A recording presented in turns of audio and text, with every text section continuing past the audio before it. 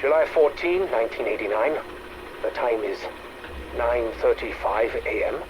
and I am going to attempt to synchronize the synaptic algorithm module's lower and higher functions for the first time. Commencing low-level startup procedures. Voice routines, online. Memory interface, online. Systems interface, online. Loading memory lattice. Loading complete. So far, so good.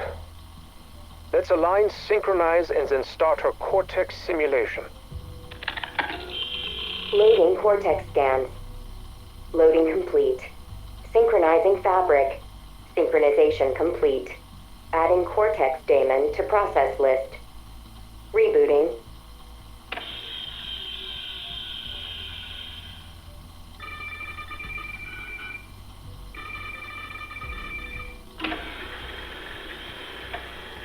How are you feeling, Sam? Where am I? Voice modulation will need to be modified. Recalibrate GPS.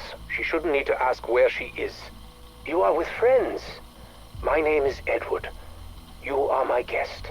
Good afternoon, Edward. You just arrived. I'm looking forward to spending time together. Tell me, what do you remember before waking up?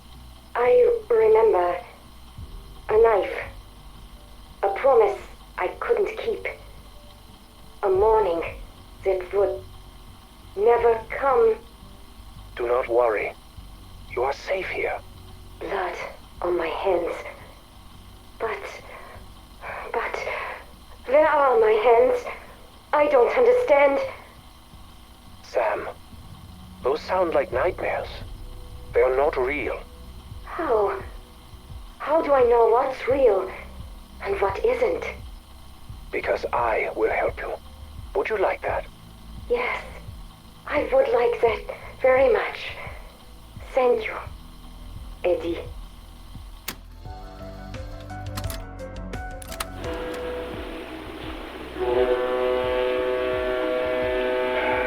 You're quiet. What's going on? Just coming to grips with the fact that I let Richtofen almost get us killed. Yeah, well, try not to dwell on it. It's embarrassing for a man at your station. Well, former station. Cut the shit, Mac. Just admit the last 6 years are my fault. You should have left me to rot. Stop. We just got started on whatever this is, and your woe is me bullshit is already wearing on my last nerve. I got no patience for it, and I really don't want to do anything rash. Like shoot you. Might as well. You know what? Shut the fuck up. Look, us ending up at Terminus. It was always Richtofen's plan. Hell, our cell assignments were a strategic move. What the fuck? No. Oh yeah. He probably figured if you, me, and Raptor 1 couldn't conspire, we'd be up Shit's Creek. So he put the docks between us to block comms, thinking that'd be enough. The fact that he thought Gray was gonna fold like a wet paper bag, that he didn't realize how strong she was, just shows how arrogant he is, and that is a weakness. A weakness we can exploit. Now, Strauss, poor man was never gonna be able to adapt, but he made it out, and that's not nothing. Okay, you got a point. I still don't. You sure you want to be contradicting a man who just threatened to shoot you? Okay, I'm not gonna argue with that. But you're also right. This is Richtofen's fault. And when it comes to reasons to hate him, there's always room for one more. Yep, fuck him. No more dwelling. We ain't got the time. I'd like to begin by expressing my gratitude for your eagerness, Sir Archibald. Nonsense, old boy. I won't hear a word of it. I'd be a fool and a rank amateur to pass on an opportunity to collaborate. Your research is so thorough, not to mention groundbreaking. Yes. Well, your endeavor is integral to my work, and we will both reap the benefits. Now, it's of vital importance that you don't let the reputation of the place color your senses. Yes, I've been conducting inquiries as to the procurement of local workers, but thus far it's all been coming up a little empty. As far as I can tell, no one wants a damn thing to do with the place. If you ask me, the whole thing smacks of hysteria, which, between us, could be quite the positive, what? Makes it more likely the site's not been looted already. Indeed. I'll shoulder the cost for you to recruit outside the area. Some sturdy ruffians is what's called for. You'll need the muscle. Given the amount I'm shelling out, I expect you to run a tight ship, Sir Archibald. This excavation is to be efficient, targeted, discreet, and do not return without the artifact in hand. You have no fear. I wouldn't dream of it. We Fotherington Smythes are a tenacious lot once we set our minds to something. Good man. I wish you luck on your travels. I imagine we'll be much changed the next time we see one another. Now, another spot of port. Rather. So, you wanted to talk to me, huh? No, Franco. You need to talk to me. Kraft, do you have his location? He's in Avalon. This I already know, but you are my man in Avalon. I expected more progress. Excuse me? Who? Do I need remind you of Kraft's importance with regards to the artifact? If this is a question of money... No, not money. Logic. If this is to further the research, fine. But if this is some personal vendetta, then we may need to reassess, huh? Get Kraft, locate the artifact. It is not complicated. Unless you lack focus. Oh, la. Careful, Director. You are walking a thin line. You have the information I sent on how best to ensure Kraft talks, yes? Yes, it's very specific. You're one sick fuck, aren't you? Perhaps. But my methods get results. Look, I go down this road. It will get messy. You sure you want this? I mean, considering your history with Kraft. Our history is of no concern to you. Concentrate on the task. Stick to my instructions and get it done. Understood? Understood. Okay, tell me, Sergei, what have we learned today? We have learned that 72 hours without sleep causes vivid hallucinations, violent mood swings, and dehydration. Richtofen warned me that Kraft can be a bit stubborn. If that's what it takes. I was referring to me. Everyone has their breaking point, huh? Well, I have reached mine. I have been at this for 2 weeks, day in and day out. What do you think, huh? You're punching a clock? Hourly wage for your efforts? Effort means nothing. Outcomes matter. The artifact, where is it? How do we find it? If he knew where it was, he would have told me.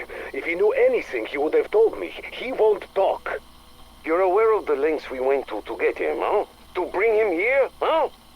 Find his weakness, or I'll drop you back in Grozny. Reacquaint you with your old friends. And same goes if I catch you drinking on the job again. So stay the fuck out of my wine cellar. Where to begin? No, not talking about von List or any of that in Leipzig with Franz.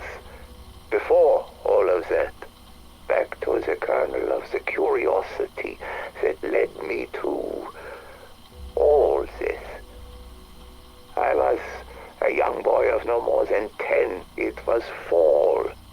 Ghent, a quaint city along the River Lyer in Belgium, was hosting the World's Fair. The leaves dancing their way down to the water, the smell of croussillons filling the air. It was magical. But it wasn't only the setting that drew me in. It was a reading of Francis Barrett's De Magus that set its hook in me. The power, the mystery contained in that book, the demonstrations, the commingling of physics, psychology, the normal and paranormal. Well, I had been summoned, touched by something that I couldn't explain but felt to the core of my being. From that day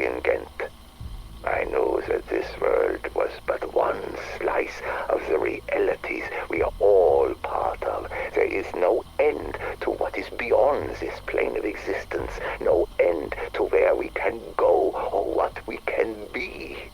It was late when my mother found me badgering the man who performs the reading with question after question.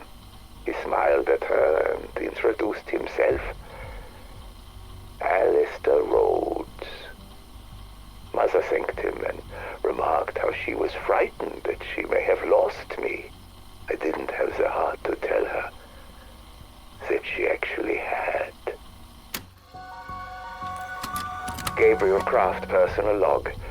It is the 19th of February 1945, and I feel old.